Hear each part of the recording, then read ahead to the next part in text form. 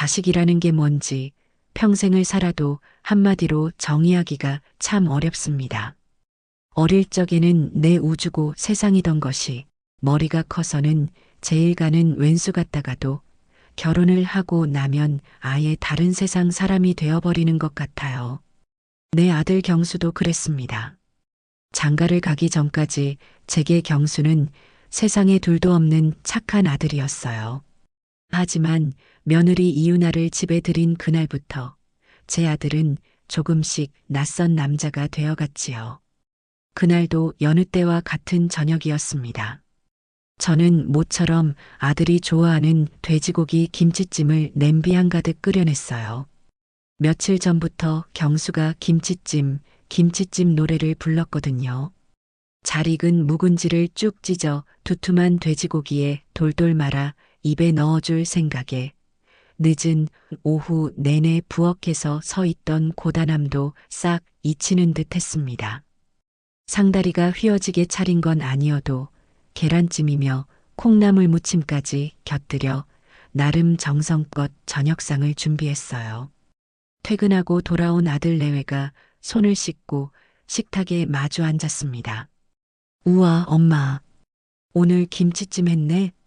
경수가 군침을 삼키며 말하는 소리에 제 마음도 흐뭇해졌지요. 그런데 바로 그 순간이었습니다.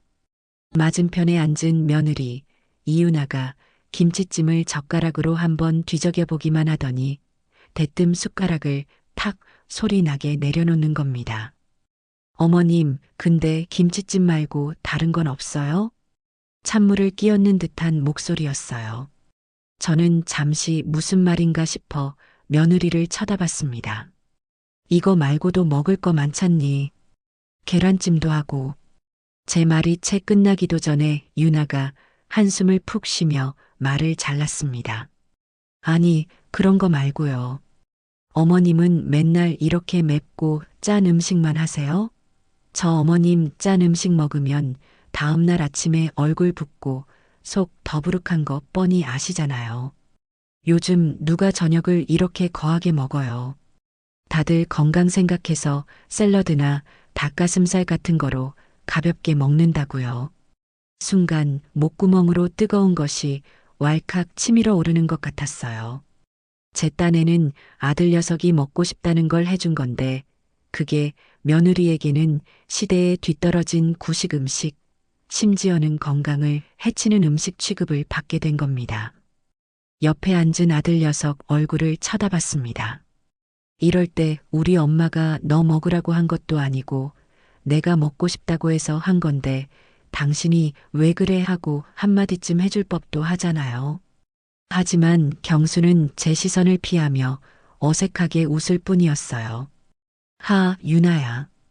그래도 엄마가 오랜만에 솜씨 부리신 건데 맛이라도 좀 봐. 맛을 보나 마나 짜겠죠. 저는 그냥 맨밥에 물이나 말아 먹을래요. 어머님, 찬물 좀 주세요. 결국 며느리는 그날 제가 한 음식에는 손도 대지 않았습니다. 밥그릇에 찬물을 부어 후루룩 몇 번 넘기더니 이내 자리에서 일어나 버렸어요. 덩그러니 남은 식탁에는 저와 아들, 그리고 김이 모락모락 나는 김치찜만 남아 있었지요. 아들은 제 눈치를 보며 허겁지겁 김치찜을 입에 밀어 넣었습니다. 엄마, 역시 맛있네. 최고야. 하지만 그 말이 조금도 위로가 되지 않았습니다.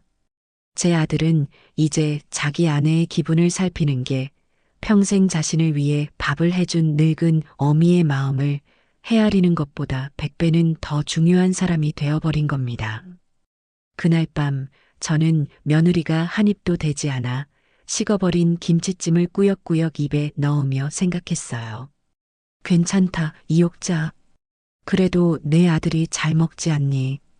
그걸로 된 거다. 그렇게 스스로를 다독이며 또 하루를 넘겼습니다. 그렇게 며칠이 지났을까요?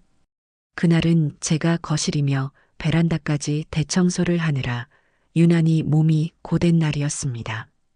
저녁을 먹고 설거지를 하는데 거실 소파에 벌러덩 누워있던 며느리가 친구와 통화를 시작하더군요. 요즘 젊은 사람들은 어찌나 목소리가 큰지 부엌까지 그 내용이 아주 생생하게 들려왔습니다. 나 지금 시댁이지 어디겠어. 시댁이라는 말을 어찌나 강조해서 말하는지 마치 감옥에라도 갇혀 있다는 투였어요. 아니, 분가는 무슨. 우리 경수 씨가 외아들이라 어머님이랑 꼭 같이 살아야 한대. 완전 딱 붙어서는 떨어질 생각을 안 하신다니까. 기가 막혔습니다. 분가 얘기를 먼저 꺼낸 건 아들 내외였어요. 아직 돈이 부족하니 당분간만 같이 살면 안 되겠냐고 무릎까지 꿇어가며 부탁했던 게 바로 며느리 자신이었는데 말입니다. 하지만 며느리의 거짓말은 거기서 그치지 않았어요. 우리 시어머니? 뭐 그냥 집에 계시지. 가끔 반찬 셔틀 해주시고. 근데 입맛이 구식이라 영. 지난번에는 김치찜을 한 솥 끓여놨는데 얼마나 짜고 맵던지. 난 손도 안 댔잖아. 자기 엄마 음식은 세상에서 제일 맛있는 줄 안다니까. 남자들이란. 고무 장갑을 낀 손이 그대로 멈췄습니다. 반찬 셔틀. 제 평생의 노고와 정성이 며느리에게는 그저 셔틀이라는 단어 하나로 정리되고 있었습니다. 입맛이 구식이라니. 평생을 자식 입맛에 맞춰 살아온 세월이 허망해지는 순간이었어요. 며느리는 뭐가 그리 즐거운지 깔깔거리며 통화를 이어갔습니다. 당연히 우리 엄마 요리랑은 비교가 안 되지. 우리 엄마는 파스타도 집에서 직접 해주고 스테이크도 구워주시는데. 아, 말 나온 김에 이번 주말에 우리 엄마랑 백화점이나 가야겠다. 너도 갈래? 저는 소리 없이 수도를 잠갔습니다. 그릇 부딪히는 소리라도 나면 저 들으라고 하는 이야기에 제가 반응이라도 하는 것처럼 보일까 봐서요. 저는 그저 꼼짝도 않고 서서 며느리가 제 존재를 어떻게 생각하는지 그 민낯을 똑똑히 들었습니다. 제 아들은 거실에서 텔레비전을 보고 있었지만 제 아내의 저런 통화 내용에 아무런 제지도 하지 않았어요. 그저 텔레비전 소리를 조금 더 키울 뿐이었지요. 네, 그게 제 아들이었습니다. 갈등을 만드는 게 싫어서 제 어미가 모욕당하는 것쯤은 그냥 못 들은 척 눈 감아버리는 그런 사람이 되어버린 겁니다. 그리고 주말이 되었습니다. 저는 며느리가 친구와 백화점에 간다고 했으니 아들 녀석과 단둘이 오붓하게 점심이나 먹을까 생각하고 있었어요. 그런데 아침부터 아들 부부가 제법 멋을 내고는 현관으로 향하는 겁니다. 어디 가니? 제 물음에 며느리가 뒤를 돌아보며 대답했어요. 아, 어머님. 저희 오늘 젊은 애들 가는데 갈 거라. 어머님은 가시면 불편하실 거예요. 그냥 친구분들이랑 재밌게 노세요. 그래, 엄마. 다음에 모시고 갈게. 오늘은 우리끼리만 좀 다녀올게. 아들이 서둘러 말을 보탰습니다. 젊은 애들 가는데. 그 말이 꼭 저는 늙고 구식이라 어울리지 않는다는 말처럼 들려 가슴에 박혔습니다. 저는 더는 아무 말도 하지 않았어요. 그저 잘 다녀오라고 힘없이 손을 흔들어 줄 뿐이었지요. 두 사람이 나가고 텅 빈 집에 혼자 남자, 온몸에 힘이 쭉 빠지는 것 같았습니다. 저녁 늦게서야 아들 부부가 돌아왔습니다. 양손에는 백화점 쇼핑백이 가득 들려 있었어요. 며느리는 신이 나서 거실 바닥에 쇼핑백을 전부 쏟아놓고는 옷이며 가방이며 신발이며 하나씩 꺼내 몸에 대보기 시작했습니다. 어머님, 이거 어때요? 예쁘죠? 요즘 이게 제일 유행하는 거래요. 유나는 화사한 원피스를 제게 흔들어 보이며 물었습니다. 제가 애써 웃으며 고개를 끄덕이자 며느리는 곧바로 옷을 자기 방으로 가져가 버리며 한마디 덧붙였어요. 어머님은 이런 화려한 스타일 안 좋아하시잖아요. 그렇죠? 그건 질문이 아니었습니다. 그저 자신의 행동에 대한 정당화이자 제게는 아무것도 사주지 않은 것에 대한 변명일 뿐이었지요. 너는 이런 걸 좋아하지 않는 사람이니까 우리가 너를 빼놓고 쇼핑을 하고 우리 것만 사온 것은 전혀 이상할 게 없다는 뜻이었습니다. 저는 그저 말없이 고개만 끄덕였습니다. 제가 무슨 말을 할 수 있었을까요? 아니, 나도 저런 예쁜 옷 좋아한다. 라고 말하면 속없는 늙은이 취급이나 당할 게 뻔한데요. 그날 밤 저는 잠들지 못하고 거실에 홀로 앉아 있었습니다. 베란다 창문으로 비치는 도시의 불빛들이 꼭 나만 빼고 모두가 행복하라고 반짝이는 것만 같았어요. 아들 내외의 방에서는 간간히 즐거운 웃음소리가 새어나왔습니다. 저는 그 웃음소리를 들으며 조용히 생각했습니다. 이 집에서 나는 과연 어떤 존재일까? 그저 아침 저녁으로 밥이나 해주는 식모, 아들 내외의 편안한 삶을 위해 조용히 존재해야 하는 배경 같은 것일까? 아니, 어쩌면 그들이 벗어던지고 싶은 낡은 가구 같은 존재일지도 모르겠다고 그런 서글픈 생각이 들었어요. 제 평생을 바쳐 지어 올린 이 집이 어느새 제게는 가장 외롭고 낯선 공간이 되어가고 있었습니다. 사람의 마음이라는 게 참 간사해서 기어이 바닥을 봐야만 정신을 차리는 경우가 많지요. 저는 애써 괜찮다고 아들 하나 보고 사는 인생 뭐가 대수냐고 스스로를 위로했지만 제 안에 무언가는 이미 금이 가기 시작하고 있었습니다. 그 위태로운 균열을 완전히 박살내버린 것은 바로 며느리 친정, 즉 사돈의 생신을 둘러싸고 벌어진 일들이었습니다. 모든 일의 시작은 거실에 울려 퍼진 며느리의 호들갑스러운 목소리였습니다.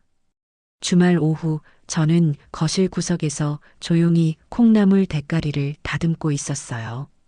그런데 며느리가 노트북을 무릎에 올려놓고는 마치 나라의 큰 경사라도 난 것처럼 아들 경수를 불러대는 겁니다.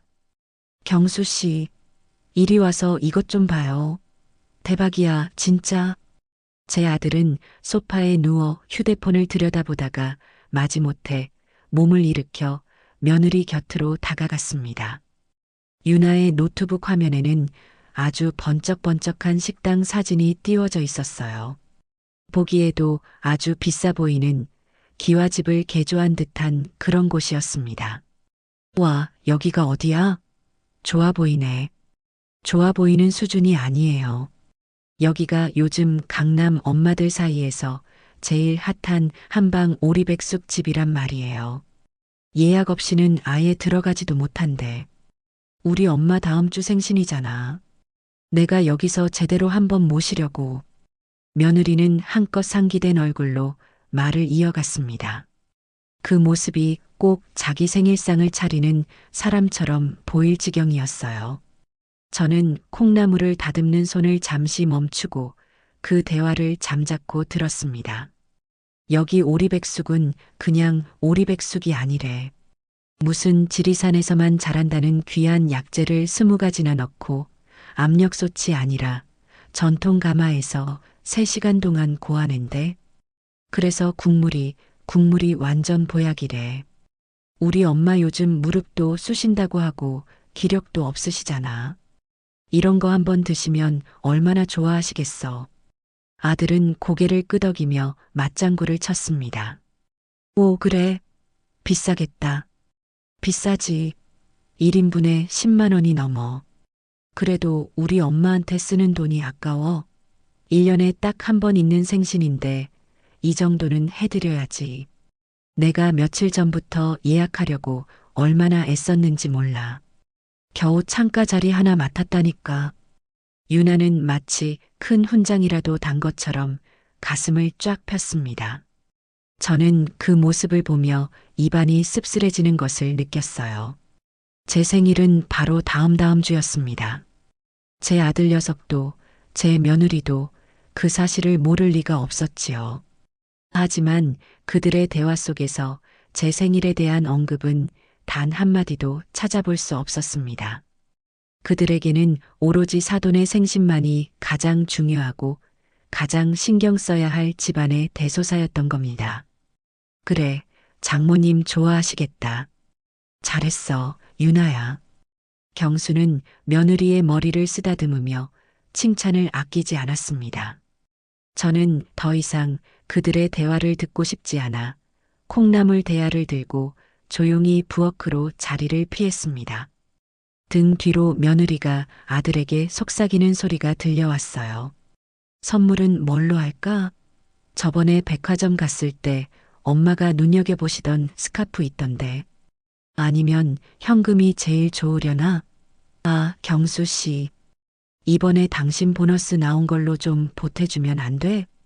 저는 흐르는 물에 콩나물을 씻으며 제 가슴도 함께 씻어내리는 것만 같았습니다. 아들의 보너스는 이제 제 것이 아니었습니다. 아들의 마음도 시간도 돈도 모두 저 말고 다른 사람을 향해 흐르고 있었어요. 그리고 마침내 사돈의 생신날이 되었습니다. 아침부터 며느리는 분주하게 화장을 하고 옷을 고르며 난리도 아니었어요. 경수도 오랜만에 좋은 양복을 꺼내 입었습니다. 그 모습이 꼭 어디 중요한 파티에라도 가는 사람들 같았지요. 어머님, 저희 저녁 늦어요. 식사 꼭 챙겨 드세요. 현관을 나서며 며느리가 제게 던진 말은 그것이 전부였습니다.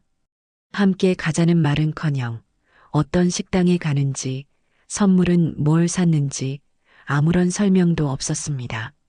저는 그저 그들의 뒷모습을 보며 잘 다녀오너라 하고 말해줄 뿐이었지요. 텅 빈 집에 혼자 남아 차린 저녁상은 유난히도 목이 메었습니다. 밤이 깊어서야 아들 부부가 돌아왔습니다.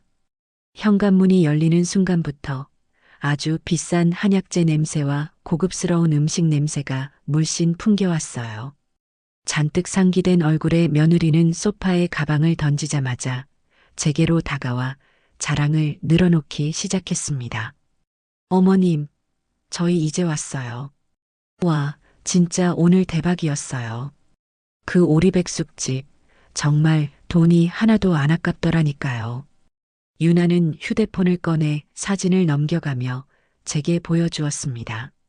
휴대폰 화면 속에는 보기만 해도 입이 떡 벌어지는 음식 사진들이 가득했어요. 윤기가 자르르 흐르는 오리고기와 그 안에 든 찹쌀밥, 그리고 전복이며 낙지 같은 해산물이 통째로 들어간 그야말로 진수성찬이었습니다. 이거 보세요, 어머님. 오리가 얼마나 큰지 몰라요. 그리고 이 국물이 진짜 마시는데 막 건강해지는 느낌이 들더라고요. 우리 엄마가 너무 맛있다고, 이런 건 태어나서 처음 먹어본다고 국물 한 방울 안 남기고 싹 드셨잖아요. 제가 얼마나 뿌듯했는지 몰라요.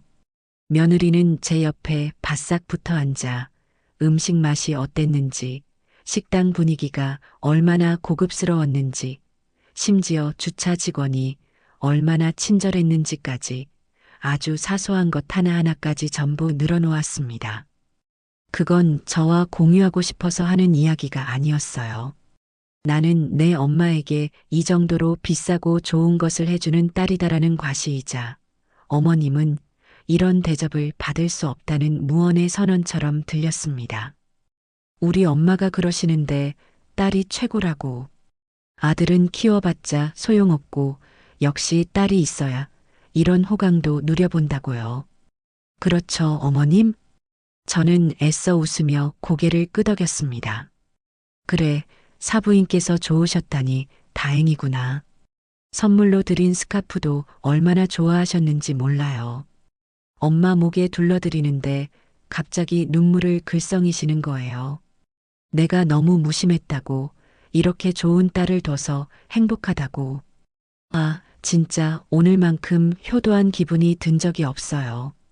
아들 경수는 그저 옆에서 흐뭇한 미소를 지으며 아내의 자랑을 듣고만 있었습니다. 제게는 미안한 기색조차 보이지 않았어요. 그날 밤 저는 잠자리에 누워 생각했습니다. 효도라는 게 뭘까? 저렇게 비싼 밥을 사드리고 값비싼 선물을 드리는 것만이 효도일까? 그렇다면 나는 내 아들에게 평생을 바쳤지만 단 한 번도 효도를 받아본 적이 없는 사람인가? 그런 생각에 미치자 걷잡을 수 없이 서러운 마음이 밀려왔습니다. 그리고 며칠이 지나 마침내 제 생일이 되었습니다. 저는 사실 큰 기대를 하지 않았어요. 며느리가 사돈에게 한 것처럼 거창한 오리백숙은 바라지도 않았습니다. 그저 아침에 아들 녀석이 끓여주는 미역국 한 그릇, 어머니, 생신 축하드려요 하는 따뜻한 말 한마디면 충분했습니다. 하지만 제 기대는 아침부터 산산조각이 났습니다. 아들 부부는 평소보다 더 늦잠을 자고 일어나 제게 생일 축하한다는 말 한마디 없이 허둥지둥 출근하기 바빴습니다. 저는 결국 제 손으로 직접 미역국을 끓여 혼자서 아침밥을 먹었습니다. 온종일 전화기만 쳐다봤어요. 혹시나 아들에게서 혹은 며느리에게서 전화라도 한 통 걸려오지 않을까? 하지만 해가 저물도록 전화기는 울리지 않았습니다. 저녁이 되자 저는 혹시나 아들 부부가 외식이라도 하자고 할까봐 저녁 준비도 하지 않고 그들을 기다렸습니다. 8시가 9시가 되고 9시가 10시가 되었습니다. 배에서는 꼬르륵 소리가 나고 온몸에 힘이 쭉 빠졌습니다. 희미한 기대감은 점차 쓰라린 실망감으로 변해가고 있었어요. 밤 11시가 다 되어서였습니다. 도어락이 풀리는 소리가 들리고 아들 부부가 지친 기색으로 들어왔습니다. 어머니, 아직 안 주무셨어요? 아들의 물음에 저는 차마 화를 낼 수도 없어 그저 고개만 끄덕였습니다. 바로 그때였어요. 며느리가 들고 있던 편의점 봉투를 식탁 위에 툭 하고 던지듯 내려놓았습니다. 어머님, 생신 축하드려요. 그 목소리에는 아무런 감정도 실려 있지 않았습니다. 마치 매일 하는 인사를 건네는 것처럼 무심했어요. 저는 혹시나 하는 마음에 봉투 안을 들여다보았습니다. 그 안에는 딱딱하게 식어버린 삶은 계란 2알이 전부였습니다. 다른 것은 아무것도 없었어요. 케이크도 하다못해 작은 과일 하나도 없었습니다. 며느리는 소파에 몸을 던지며 길게 하품을 했습니다. 아, 피곤해. 저희가 오늘 일이 너무 많아서 정신이 하나도 없었네요. 그러고는 식탁에 앉아있는 저를 보며 말했습니다. 어머님, 미역국은 끓여 드셨죠? 그래도 생신인데. 저희가 너무 피곤해서요. 그래도 단백질이 최고인 거 아시죠? 그거 드시고 기운 내세요. 그 순간 제 머릿속에서 무언가 툭 하고 끊어지는 소리가 들렸습니다. 사돈의 생신에는 1인분에 10만 원이 넘는 오리백숙을 사드리고 제 생일에는 편의점에서 사온 1,000원짜리 삶은 계란 2알.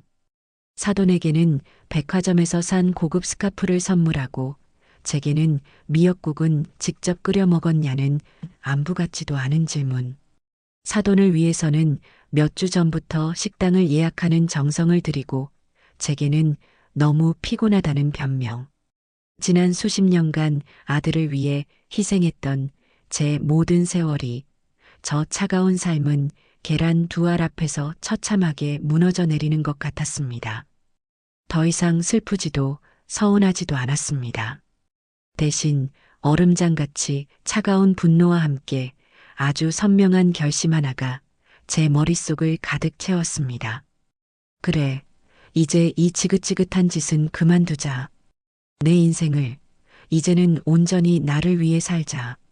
너희에게 나는 더 이상 어머니도 반찬 셔틀도 아닌 그저 없는 사람이 되어주마. 저는 아무 말 없이 자리에서 일어나 제 방으로 들어왔습니다. 등 뒤에서 어머님 주무시게요? 하고 묻는 며느리의 목소리가 들려왔지만 대답하지 않았어요. 문을 닫고 침대에 누워 눈을 감았습니다. 제 마음속 모든 미련의 끈이 그날 밤 그렇게 끊어졌습니다. 다음 날 아침 저는 마치 어젯밤 아무 일도 없었다는 듯이 평소보다 더 일찍 일어났어요. 제 마음속에서는 이미 거대한 폭풍이 한바탕 휩쓸고 지나갔지만 겉으로는 그 어떤 흔적도 내비치지 않았어요. 오히려 제 표정은 기이할 정도로 평온했습니다. 분노나 슬픔에 잠겨 끙끙 앓는 모습이야말로 저들이 가장 바라는 모습일 테니까요. 저는 저들의 기대대로 움직여줄 마음이 추호도 없었습니다. 부엌에 서서 밥을 안 치고 어제 끓여두었던 된장찌개를 다시 데웠습니다. 냉장고에 있던 밑반찬 몇 가지를 꺼내 정갈하게 상을 차렸어요. 제 움직임에는 한치의 망설임도 없었습니다. 지난 수십 년간 매일 아침 반복해왔던 일이지만 오늘만큼은 그 의미가 완전히 달랐습니다. 이것은 내 아들 내외에게 차려주는 마지막 아침 식사였습니다. 그 사실을 저 혼자만 알고 있다는 것이 왠지 모를 해방감마저 느끼게 했어요. 아들 부부가 잠이 덜 깬 얼굴로 방에서 나왔습니다. 식탁에 차려진 아침상을 보고는 두 사람 다 조금 놀란 눈치였어요. 특히 며느리 유나의 표정이 볼만했습니다. 아마 제가 화를 내거나 토라져서 아침밥도 차려주지 않을 거라고 예상했던 모양입니다. 어머님, 아침부터 진수성찬이네요? 어제 저희 때문에 서운하셨던 거 아니죠? 유나가 제 눈치를 살피며 슬쩍 떠보더군요. 저는 희미하게 웃으며 대답했습니다. 아니다. 뭘 그런 걸 가지고. 너희도 어제 피곤했을 텐데. 얼른 앉아서 밥 먹어라. 찌개가 식겠다. 제 태연한 반응에 며느리는 안심하는 듯 금세 표정이 환해졌습니다. 이까짓 일로 삐치실 분이 아니지. 역시 우리 시어머니는 하고 생각하는 게 얼굴에 다 보였어요. 아들 경수도 그제야 마음이 놓이는지 제게 멋쩍게 웃어 보였습니다. 역시 엄마 찌개가 최고야. 잘 먹겠습니다. 두 사람은 아무것도 모른 채 제가 차린 마지막 밥을 맛있게 먹었습니다. 저는 그 모습을 말없이 지켜보았습니다. 한때는 저렇게 밥 먹는 모습만 봐도 배가 불렀는데 이제는 그저 낯선 사람들의 식사 장면을 보는 것처럼 아무런 감흥이 일지 않았습니다. 제 마음이 정말 단단히 닫혀버렸다는 것을 실감했지요. 그래, 많이 먹어둬라. 이제 너희가 내 밥상을 받을 일은 평생 없을 테니. 속으로 그렇게 되뇌며 저는 앞으로의 계획을 머릿속으로 차근차근 정리했습니다. 첫째, 이 집을 가장 빠른 시간 안에 그리고 아무도 모르게 처분한다. 둘째, 그 돈을 가지고 흔적도 없이 사라진다. 셋째, 나만의 새로운 인생을 시작한다. 아주 간단하고 명료한 계획이었어요. 아들 부부가 출근 준비를 하는 동안 저는 방에 들어가 제 통장과 인감, 그리고 신분증을 챙겼습니다. 그리고 가장 아끼던 외출복으로 갈아입었어요. 어머님, 어디 나가세요? 현관을 나서는 저를 보고 며느리가 물었습니다. 응, 바람도 쐴 겸 친구나 만나고 오려고. 저녁 늦을지 모르니 너희끼리 챙겨 먹어라. 네, 알겠어요. 용돈 필요하시면 말씀하세요. 며느리는 끝까지 제 속을 긁는 소리를 잊지 않았습니다. 저는 대꾸 없이 현관문을 닫고 밖으로 나왔습니다. 아파트 복도를 걸어 나오는데 아침 햇살이 유난히 눈부시게 느껴졌습니다. 마치 제 새로운 시작을 축복해주는 것만 같았어요. 저는 곧장 버스를 타고 시내로 나가지 않았습니다. 대신 아파트 단지 구석에 있는 공중전화 박스로 향했어요.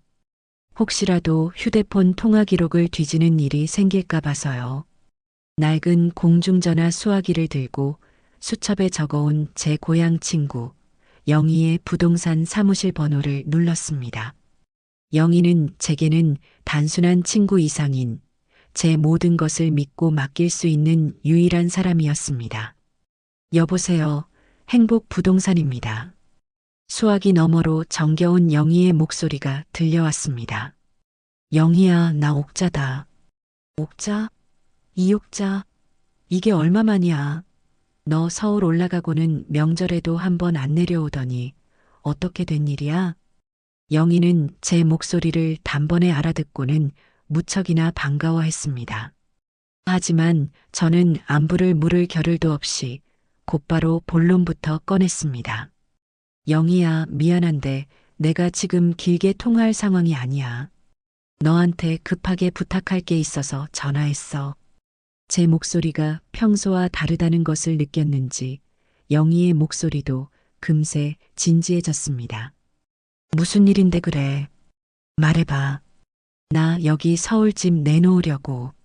너한테 맡기고 싶다. 수화기 너머로 영희가 숨을 들이켜는 소리가 들렸습니다. 뭐?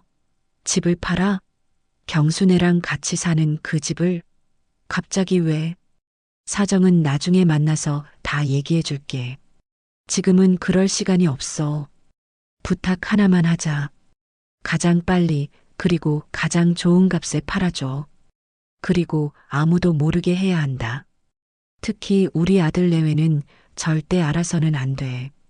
제 단호한 목소리에 영희는 더 이상 이유를 묻지 않았습니다. 그저 제 결정을 존중해 주기로 한 모양이었어요. 알겠다, 옥자야. 너를 믿으니까 시키는 대로 할게. 대신 집을 보러 사람이 가야 할 텐데 그건 어떻게 할 거야? 그건 걱정 마.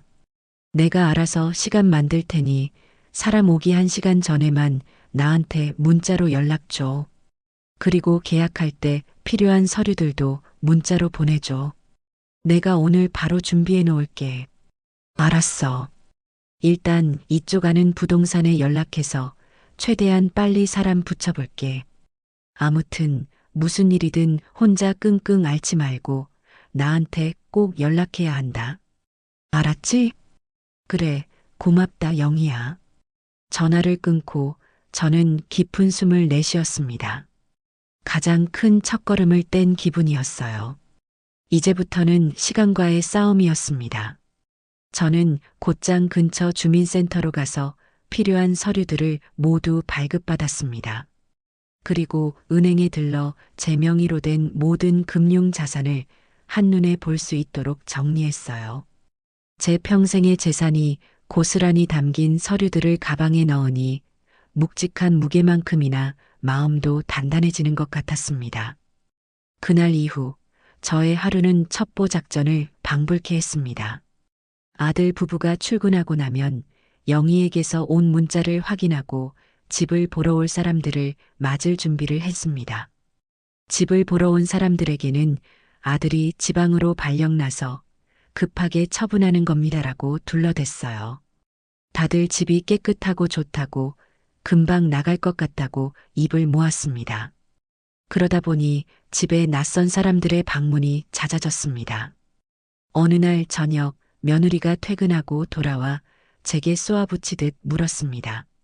어머님, 요즘 집에 왜 이렇게 낯선 사람들이 들락거려요? 어제는 어떤 아줌마가 와서 베란다 창문까지 열어보던데요. 우리 집에 뭐 문제 있어요? 저는 뜨끔했지만 이내 태연한 표정을 지으며 대답했습니다. 아, 내 친구들. 다들 나이 드니까 서울 생활 힘들다고 고향 내려가기 전에 얼굴이나 보려고 들르는 거야. 친구분들이 왜 남의 집 베란다 창문을 열어봐요? 이상하잖아요. 집이 하도 깨끗하고 예쁘다고 자기들도 나중에 이렇게 꾸미고 싶다고 구경 좀 한 걸 가지고 뭘 그러니? 너는 친구 집에 놀러 가면 그렇게 샅샅이 안 보니? 제 그럴듯한 변명에 며느리는 더 이상 의심하지 않는 눈치였습니다. 오히려 우리 집이 좋긴 좋구나 하고 우쭐해하는 것 같았어요. 저는 그 모습을 보며 속으로 냉소를 지었습니다. 그래, 얼마 남지 않았으니 마음껏 우쭐해하려무나. 그 집이 곧 너희를 길바닥으로 내쫓을 테니. 저는 그렇게 아슬아슬한 줄타기를 하며 제 계획을 차질 없이 진행해 나갔습니다. 제 인생의 주도권을 되찾기 위한 조용하지만 가장 완벽한 반란이었습니다. 계획을 실행에 옮긴 지 꼭 열흘째 되던 날이었습니다. 그날은 아침부터 날이 유난히 맑았어요. 창밖으로 보이는 하늘이 어찌나 파랗고 높던지 마치 제 마음을 비춰주는 것만 같았습니다. 아들 부부를 출근시키고 설거지를 막 끝냈을 때 휴대폰이 짧게 울렸습니다. 친구 영희에게서 온 문자였어요. 옥자야, 계약됐다. 오늘 오후에 바로 잔금까지 다 들어올 거야. 준비해라. 저는 그 문자를 몇 번이고 다시 읽어보았습니다. 계약됐다. 그 짧은 네 글자가 제 심장을 세차게 두드리는 것 같았어요. 드디어 올 것이 온 겁니다. 저는 휴대폰을 꽉 쥔 채 잠시 숨을 골랐습니다. 이제 정말 돌아갈 수 없는 강을 건너는 것이었습니다. 하지만 두렵거나 망설여지는 마음은 조금도 들지 않았어요. 오히려 마지막 퍼즐 조각을 맞추기 직전에 장기판처럼 머릿속이 짜릿할 정도로 명료해졌습니다. 저는 서두르지 않고 차분하게 제 방으로 들어갔습니다. 그리고 며칠 전부터 미리 챙겨두었던 작은 여행 가방을 꺼냈어요. 그 안에는 제게 가장 소중한 것들이 담겨 있었습니다. 낡고 해진 어머니의 손때 묻은 레시피 노트, 젊은 시절 남편과 함께 찍은 흑백 사진 한 장, 그리고 제 이름으로 된 통장과 도장. 그 외에는 아무것도 챙기지 않았습니다. 이 집에 있는 모든 가구와 살림살이들은 지난 세월의 미련과 함께 모두 버리고 갈 작정이었습니다. 그것들은 더 이상 제 것이 아니었으니까요. 옷장 문을 열었습니다. 평생을 아끼고 아껴 사입었던 낡은 옷들이 빼곡히 걸려 있었어요. 저는 그 중에서 가장 곱고 화사한, 하지만 한 번도 입어보지 못했던 연보라색 원피스를 꺼내 입었습니다. 몇 년 전 경수가 첫 월급을 타서 제게 사주었던 옷이었어요. 그때는 이런 화려한 옷을 늙은 내가 어떻게 입느냐며 타박하고는 장롱 깊숙이 넣어두기만 했었지요. 오늘 바로 이 옷을 입고 떠나야겠다고 생각했습니다. 제 새로운 인생의 첫날에 가장 어울리는 옷이었으니까요. 거울 앞에 서자 낯선 제 모습이 보였습니다. 평생을 입었던 몸빼 바지나 칙칙한 색의 옷이 아닌 화사한 원피스를 입은 제 모습은 어색했지만 왠지 모르게 당당해 보였습니다. 저는 희미하게 웃으며 마지막으로 집안을 둘러보았습니다. 제가 평생을 쓸고 닦았던 마루, 아들의 웃음소리가 배어있는 소파, 며느리의 잔소리가 스며있는 부엌. 그 모든 것들을 눈에 담으며 조용히 작별 인사를 했습니다. 더 이상 미련도 원망도 없었습니다. 저는 식탁으로 다가가 며칠 전 제 생일날 며느리가 던져주었던 삶은 계란의 껍질 2개를 꺼내 하얀 냅킨 위에 가지런히 올려놓았습니다. 그 옆에는 짧은 메모 한 장을 남겨두었어요. 이 집은 이제 내 집이 아니다. 너희도 너희의 길을 찾아라. 제 필체는 조금도 흔들리지 않았습니다. 모든 준비를 마친 저는 마지막으로 현관에 놓인 제 낡은 구두 대신 한 번도 신지 않았던 하얀 단화를 꺼내 신었습니다. 그리고 뒤도 돌아보지 않고 현관문을 열고 밖으로 나섰어요. 쾅 하고 문이 닫히는 소리가 제 과거와의 완벽한 단절을 알리는 신호탄처럼 들렸습니다. 아파트 단지를 빠져나와 큰 길로 향하는 발걸음은 놀라울 정도로 가벼웠습니다. 마치 무거운 짐을 내려놓은 듯 어깨부터 발끝까지 자유로운 기운이 넘실거렸어요. 저는 곧장 버스 터미널로 가지 않았습니다. 대신 은행에 먼저 들렀어요. 창구에 가서 제 통장을 내밀자 직원이 놀란 얼굴로 저를 쳐다보았습니다. 사모님, 통장에 큰 돈이 입금되었네요. 저는 고개를 끄덕이며 말했습니다. 네, 이 돈 전부 현금으로 찾아서 가장 안전한 금고에 보관해 주세요. 제가 다시 찾으러 올 때까지요. 혹시라도 아들 녀석이 제 계좌를 정지시키거나 돈을 빼돌리려는 시도를 할까봐 미리 손을 쓰는 것이었습니다. 모든 금융 거래를 마친 뒤 은행을 나오자 정말로 제 손에는 낡은 가방 하나만 남아 있었습니다. 하지만 마음만은 세상 그 누구보다 부유하고 든든했어요. 마침내 저는 고향으로 가는 고속버스에 몸을 실었습니다. 창가 자리에 앉아 빠르게 스쳐 지나가는 서울의 풍경을 바라보았습니다. 제가 젊음을 바치고 제 인생을 쏟아부었던 저 잿빛 도시가 이제는 아무 상관없는 남의 동네 풍경처럼 아득하게만 느껴졌습니다. 버스가 한강 다리를 건널 때 제 휴대폰이 시끄럽게 울리기 시작했습니다. 화면에는 내 아들이라는 이름이 떠 있었어요. 아마 퇴근하고 집에 돌아가 텅 빈 집과 제가 남긴 메모를 발견한 모양이었습니다. 저는 잠시 망설이다가 통화 버튼을 누르는 대신 전원 버튼을 길게 눌렀습니다. 화면이 까맣게 변하며 세상의 모든 소음이 차단되는 것 같았어요. 이제 더 이상 저를 귀찮게 하거나 상처 주는 목소리를 들을 필요가 없었습니다. 버스는 서울을 완전히 벗어나 익숙한 시골 풍경이 펼쳐지는 고속도로 위를 달리기 시작했습니다. 창밖으로는 파릇파릇한 농과 밭, 그리고 나지막한 산들이 정겹게 펼쳐졌습니다. 그 풍경을 보고 있자니 잊고 있던 어린 시절의 기억들이 하나둘 떠올랐습니다. 흙냄새를 맡으며 들판을 뛰어놀던 어린 소녀 이옥자. 그 아이는 세상 무서울 것 없이 당차고 웃음이 많았었지요. 저는 그 소녀를 무려 50년이 넘는 세월 동안 서울이라는 낯선 도시에 가둬두고 있었던 겁니다. 이제 집으로 돌아가는 거야, 옥자야. 너의 진짜 집으로. 스스로에게 그렇게 속삭이는 순간 제 입가에서 저도 모르게 웃음이 터져 나왔습니다. 눈물이 아니었어요. 슬픔도 후회도 아닌 너무나도 시원하고 통쾌한 해방의 웃음이었습니다. 그 웃음소리는 버스의 소음 속으로 흩어졌지만 제 마음속에는 아주 오랫동안 선명한 메아리로 남아 울려 퍼졌습니다.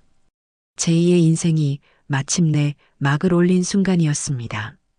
수십 년 만에 돌아온 고향의 밤은 서울의 그것과는 전혀 다른 종류의 어둠과 빛을 품고 있었습니다. 아파트 단지의 인공적인 불빛 대신 하늘에는 제 어릴 적 보았던 것과 똑같은 무수한 별들이 총총히 박혀 있었고 도시의 소음 대신 맑은 풀벌레 소리가 귓가를 간지럽혔어요. 친구 영희의 집에 신세를 진 첫날 밤, 저는 낯선 잠자리였음에도 불구하고 제 인생에서 가장 깊고 평온한 잠을 잤습니다.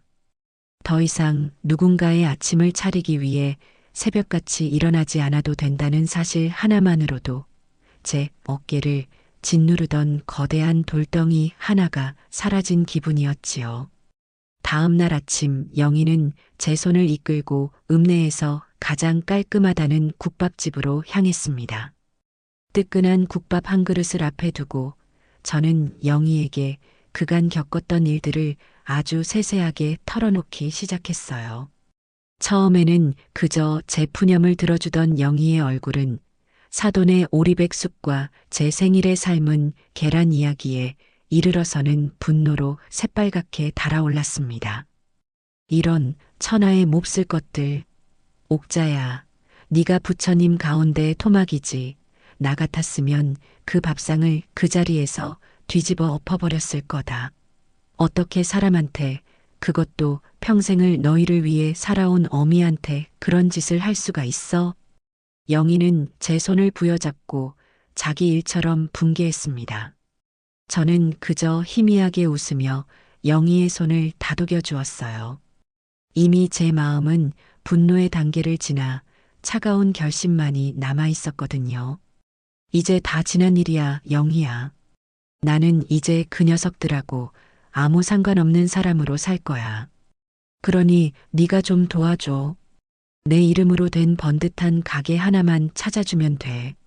제 결심이 얼마나 확고한지 깨달은 영희는 그날부터 자신의 부동산 일을 제쳐두고 저와 함께 읍내를 샅샅이 뒤지기 시작했습니다.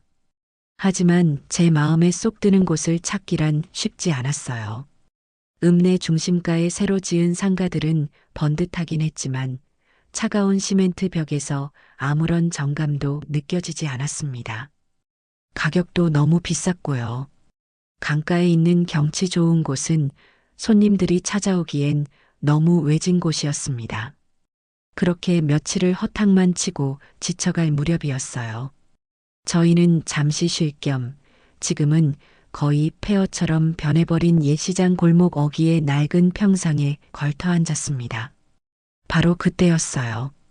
제 시선이 골목 가장 안쪽 다른 가게들보다도 유난히 더 낡고 쓰러져가는 한 2층짜리 건물에 가서 꽂혔습니다. 붉은 벽돌로 지어진 그 건물은 오랜 세월 비바람을 맞았는지 곳곳이 이끼로 뒤덮여 있었고 1층의 녹슨 철제 셔터는 굳게 닫혀 있었습니다. 마치 세상의 모든 시간 속에서 잊힌 것처럼 외롭고 처량한 모습으로 그 자리에 서 있었지요. 옥자야, 어딜 그렇게 봐? 영희야, 저 건물은 뭐 하는 곳인데 저렇게 비어 있니? 제 손가락이 향한 곳을 본 영희는 고개를 절레절레 저었습니다. 아, 저긴 쳐다보지도 마. 이 시장에서 제일 오래된 건물인데 수십 년째 주인이 안 나타나는 폐가야. 예전에 저기서 안 좋은 일도 있었다고 밤에는 귀신이 나온다는 둥 흉흉한 소문만 가득해. 동네 애들은 저기 근처에도 안 가. 하지만 저는 영희의 말이 귀에 들어오지 않았습니다. 이상하게도 저는 저 버려진 건물이 남의 것 같지가 않았어요. 평생을 가족을 위해 헌신했지만 결국 낡고 쓸모없어졌다며 외면당한 제 신세와 꼭 닮아 보였습니다. 하지만 저 낡은 벽돌 아래에는 분명 오랜 세월의 이야기를 품은 단단한 뼈대가 숨어 있을 것만 같았어요. 잘 다듬고 보듬어주기만 한다면 그 누구보다 멋진 모습으로 다시 태어날 수 있을 거라는 확신이 들었습니다. 영희야, 나 저 건물을 사야겠다. 뭐? 옥자야, 너 미쳤어? 저런 흉가를 사서 뭘 어쩌겠다는 거야. 나는 여기가 아니면 안 될 것 같아. 여기가 내 마지막 집이자 내 첫 가게가 될 자리야.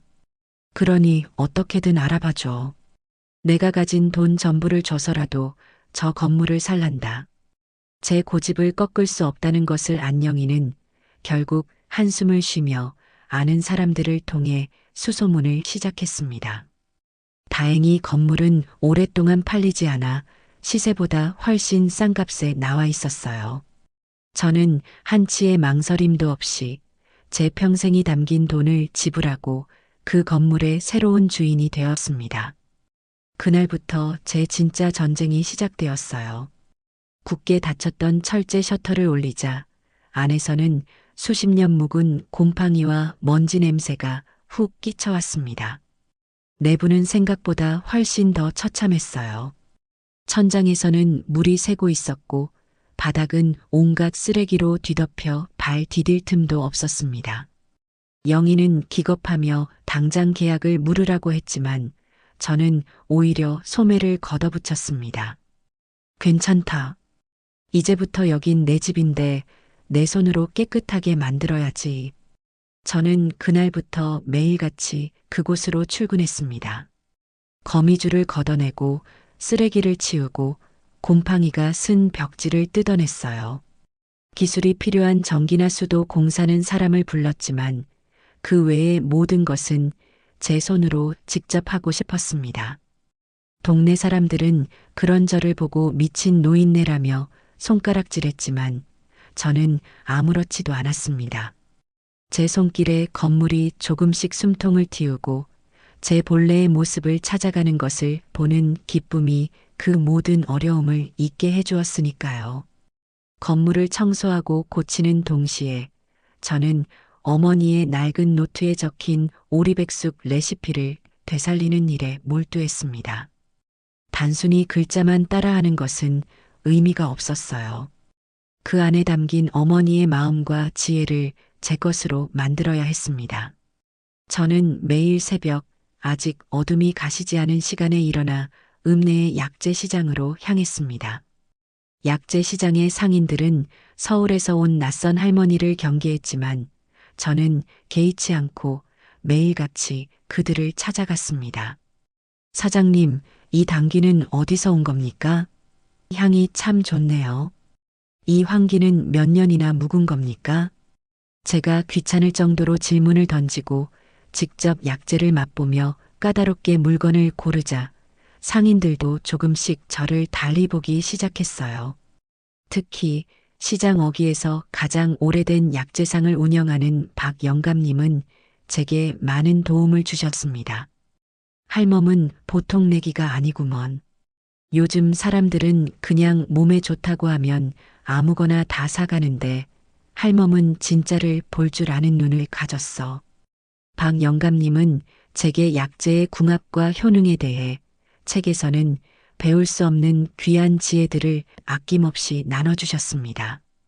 저는 그렇게 매일 최고의 재료들을 구해 가게 한쪽에 마련한 임시 부엌에서 오리를 삶고 또 삶았습니다. 제 온몸에서는 늘 구수한 한약재 냄새가 떠나지 않았어요. 물론 과정이 순탄하지만은 않았습니다. 어떤 날은 불 조절을 잘못해 귀한 오리를 새까맣게 태워버렸고 어떤 날은 약재의 비율을 잘못 맞춰 입에도 못 댈 만큼 쓴 국물을 만들어내기도 했습니다. 실패한 재료들을 음식물 쓰레기통에 쏟아부을 때마다 제 피 같은 돈이 함께 버려지는 것 같아 마음이 쓰렸지요. 하지만 저는 그럴 때마다 꿈에 나타나 저를 보고 웃어주시던 어머니의 얼굴을 떠올렸습니다. 그리고 저 자신에게 다짐했어요. 나는 절대 여기서 무너지지 않는다. 내 이름 석자를 걸고 반드시 성공하고야 말겠다. 그렇게 수십 번의 실패를 거듭하던 어느 날 새벽 마침내 기적이 찾아왔습니다.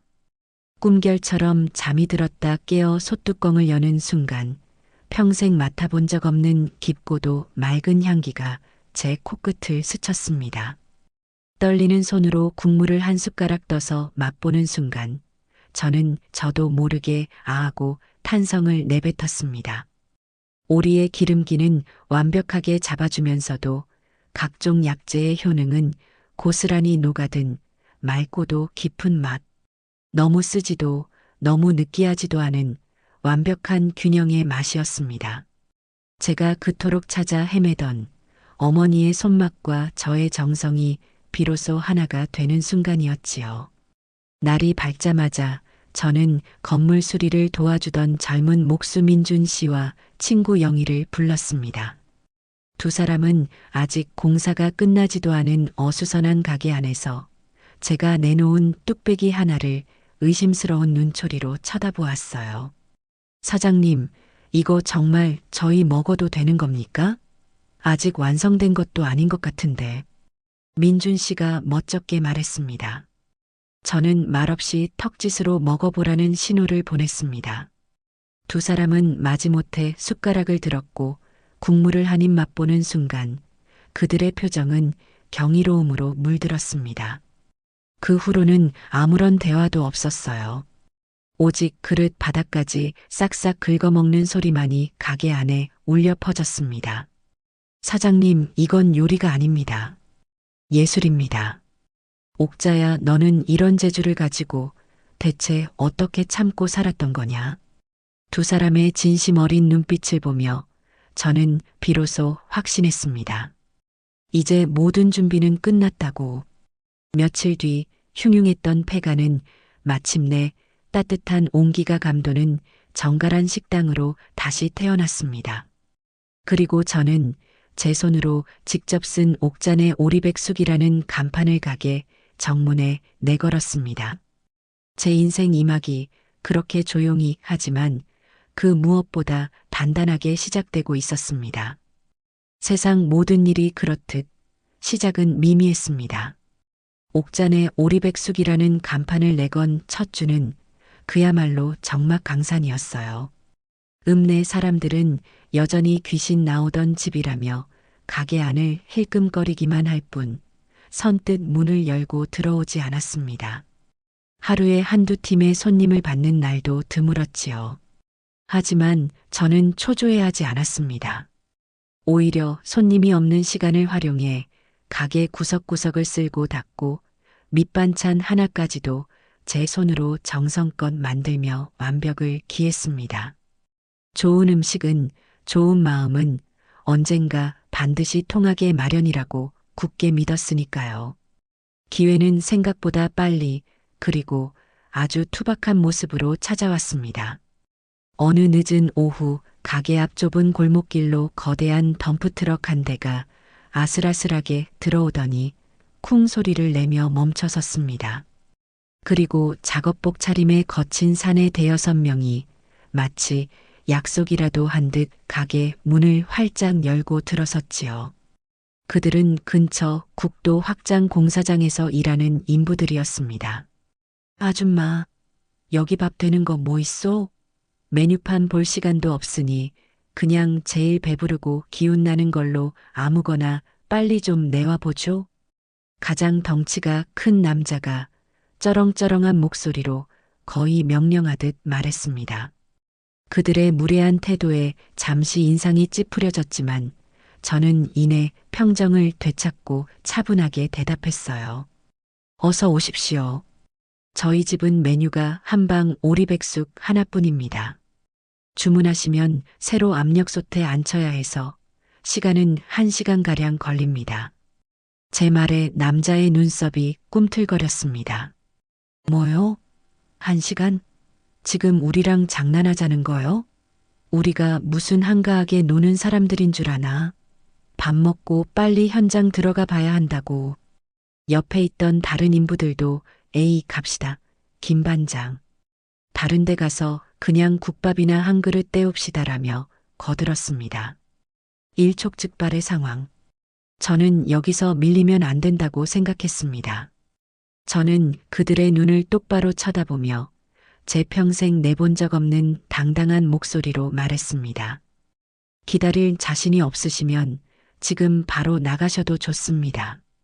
하지만 제가 장담하건대 오늘 여기서 보낸 1시간이 앞으로 손님들께서 일주일 동안 버틸 힘을 드릴 겁니다. 웬만한 보약보다 더 나은 음식을 제가 대접하지요. 제 조금도 물러섬 없는 태도에 김 반장이라고 불린 사내는 오히려 흥미가 동했는지 헛웃음을 터뜨렸습니다. 이 아줌마 배짱 한번 두둑하시네. 좋아. 어디 그 잘난 보약 한번 먹어나 봅시다. 대신 맛없기만 해봐. 아주 가게를 거덜 내버릴 테니. 그들은 으름장을 놓으며 가게 안가장 넓은 자리에 털썩 주저앉았습니다. 저는 아무 말 없이 부엌으로 들어가 가장 살이 실하게 오른 토종오리를 골라 정성껏 손질하기 시작했습니다. 그리고 1시간 뒤 김이 펄펄 나는 거대한 뚝배기를 그들의 상 한가운데에 내려놓았지요. 솥뚜껑을 열자 깊고 진한 한약재의 향이 가게 안을 가득 메웠습니다. 시끄럽게 떠들던 사내들은 순간 말을 잃고 뚝배기 안에서 피어오르는 김만 멍하니 바라보았습니다. 김 반장이 먼저 국물을 한 숟가락 떠서 조심스럽게 입으로 가져갔습니다. 그리고 그의 눈이 서서히 커지기 시작했습니다. 그의 입에서 나온 것은 말이 아닌 아주 깊은 곳에서부터 우러나오는 듯한 감탄사였습니다. 이거 뭐요, 대체? 국물이 사람 잡네. 그 한마디가 신호탄이었습니다.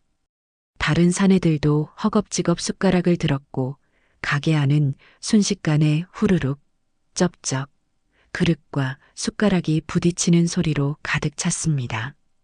험상궂던 그들의 얼굴은 어느새 행복감으로 물들어 있었어요. 다들 말 한마디 없이 오로지 먹는 행위에만 집중했습니다.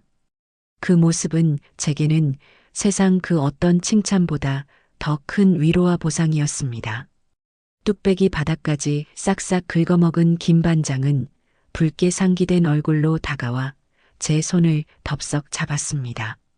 사장님, 제가 아까는 정말 큰 실례를 했습니다. 용서해 주십시오. 제가 이 나이 먹도록 전국을 떠돌며 안 해본 노가다가 없고 안 먹어본 음식이 없는데 오늘 사장님 백숙 한 그릇에 평생 쌓인 피로가 다 풀리는 기분입니다. 정말 감사합니다. 그는 구겨진 지폐 몇 장을 계산대에 올려놓으며 두툼한 팁까지 얹어주었습니다. 앞으로 저희 현장 끝날 때까지 매일 여기로 출근 도장 찍겠습니다.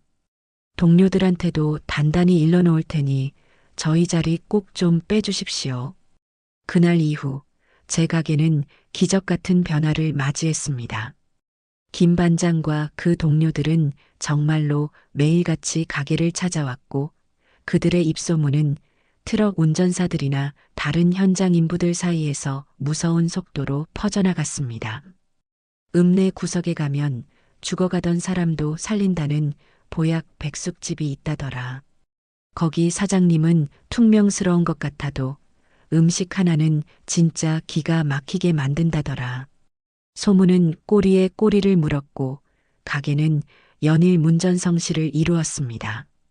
저는 늘어난 손님의 허리가 끊어질 듯 아팠지만 마음만은 날아갈 듯 행복했습니다. 하지만 저는 단순히 음식만 파는 장사꾼이 되고 싶지는 않았어요. 저는 제 가게가 사람들에게 따뜻한 위로와 쉼터가 되어주기를 바랐습니다. 그래서 가게 뒤편에 작은 방을 개조해 식사를 마친 기사님들이 잠시나마 편히 누워 피로를 풀고 갈 수 있는 공간을 만들었습니다. 또한 매일 아침 시장에 들를 때마다 외롭게 폐지를 줍거나 좌판을 지키는 어르신들을 눈여겨보았습니다. 그리고 점심시간이 지난 한가한 시간이 되면 그분들을 가게로 모셔와 따뜻한 오리 국물 한 그릇이라도 대접하곤 했어요. 처음에는 공짜로 얻어먹는 것을 미안해하며 손사래를 치던 어르신들도 제 진심 어린 태도에 조금씩 마음을 열기 시작했습니다. 박할머니라고 불리는 한 어르신은 제게 고맙다며 직접 기른 호박이며 고추를 봉지에 싸다 주시기도 했어요. 제 가게의 온돌방은 어느새 동네 어르신들의 사랑방이자 쉼터가 되었습니다. 그분들은 제게 또 다른 가족이 되어 주었고 저는 그분들의 웃음소리 속에서 제가 잊고 살았던 사람의 정을 다시금 느낄 수 있었습니다. 그러던 어느 날 서울 번호판을 단 말끔한 차 한 대가 가게 앞에 섰습니다. 차에서 내린 젊은 남자는 혼자 가게에 들어와 아주 조용히 그리고 꼼꼼하게 오리백숙을 맛보았습니다. 그는 음식 사진을 여러 각도에서 찍고 무언가를 수첩에 열심히 적어 내려갔지요. 저는 그저 별난 손님인가 보다 하고 대수롭지 않게 넘겼습니다. 그런데 며칠 뒤 영희가 스마트폰을 들고 거의 비명을 지르며 가게로 뛰어들어왔습니다. 옥자야, 너 지금 인터넷 스타 됐어. 이거 빨리 봐봐. 영희가 보여준 화면 속에는 먼지 쌓인 시장 골목에서 발견한 진짜 보물, 어머니의 손맛이 담긴 인생 오리백숙이라는 제목의 글이 올라와 있었습니다. 며칠 전 다녀갔던 그 젊은 남자가 수십만 명의 구독자를 거느린 아주 유명한 음식 블로거였던 겁니다. 그는 제 오리백숙의 맛은 물론 가게의 분위기, 그리고 제가 손님들을 대하는 태도와 음식에 담긴 철학까지 아주 감동적인 언어로 풀어내었습니다. 그 글이 올라간 주말부터 가게는 그야말로 인산인해를 이루었습니다. 이제는 트럭 기사님들이나 동네 주민들뿐만 아니라 서울, 부산, 전국 각지에서 블로그를 보고 찾아온 젊은 손님들로 가게 앞은 새벽부터 긴 줄이 늘어섰습니다. 예약 문의 전화는 불이 났고 재료가 일찍 떨어져 점심 장사만 하고 문을 닫는 날도 부지기수였어요. 급기야 지역 방송국의 화제의 인물을 소개하는 프로그램에서 촬영 섭외까지 들어왔습니다. 저는 손사래를 쳤지만 영희와 동네 어르신들은 이런 좋은 일은 널리 알려야 한다며 제 등을 떠밀었습니다. 결국 저는 얼떨결에 카메라 앞에 서게 되었지요. 사장님, 이렇게 짧은 시간에 큰 성공을 거두신 비결이 무엇이라고 생각하십니까? 젊은 PD의 질문에 저는 잠시 숨을 고르고 카메라를 똑바로 바라보며 대답했습니다. 비결이랄 게 뭐 있겠어요. 그저 내 새끼, 내 가족에게 먹인다는 한결같은 마음으로 가장 좋은 재료에 제 온 시간과 정성을 쏟아부었을 뿐이에요. 저는 제 음식을 드시는 모든 분들이 돈으로 살 수 없는 따뜻한 위로와 기운을 얻어가셨으면 좋겠어요. 그 마음이 조금이라도 전해졌다면 저는 그것만으로도 충분히 성공했다고 생각합니다. 방송이 나간 후 저는 오리백숙 명인이라는 과분한 별명까지 얻게 되었습니다.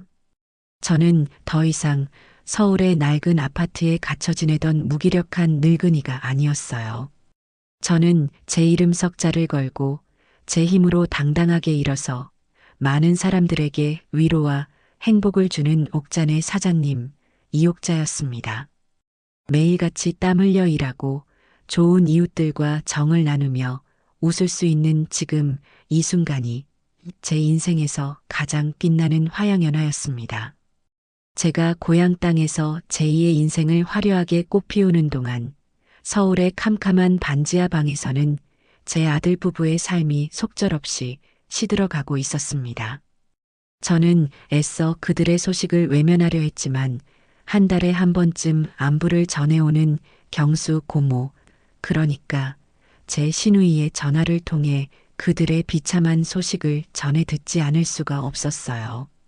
시누이는 전화를 할 때마다 울먹이며 제가 너무 매정하다고 타박하면서도 결국에는 그들의 한심한 작태를 제게 고해 바치듯 늘어놓곤 했습니다.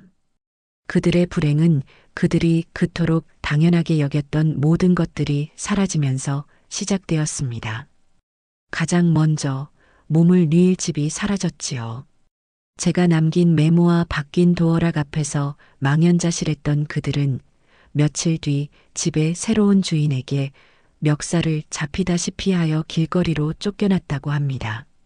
생전 처음 겪는 굴욕과 막막함 앞에서 그들이 할 수 있는 것이라고는 서로를 향해 날카로운 이빨을 드러내는 것뿐이었어요. 이게 다 당신 때문이야. 당신이 뭔데 우리 엄마한테 그렇게 막대해? 당신만 아니었으면 엄마가 집을 팔고 나갈 일도 없었잖아. 뭐, 이제 와서 우리 엄마래? 당신은 뭐 했는데? 내가 어머님한테 그럴 때 당신이 내 편 한번 들어준 적 있어? 옆에서 반감만 했잖아. 당신 같은 아들이 있으니 어머님이 오죽 답답했으면 저러셨겠어. 두 사람은 찜질방과 값싼 모텔을 전전하며 서로의 상처를 보듬기는커녕 날마다 서로를 핥히고 물어뜯으며 책임을 전가하기에 바빴습니다.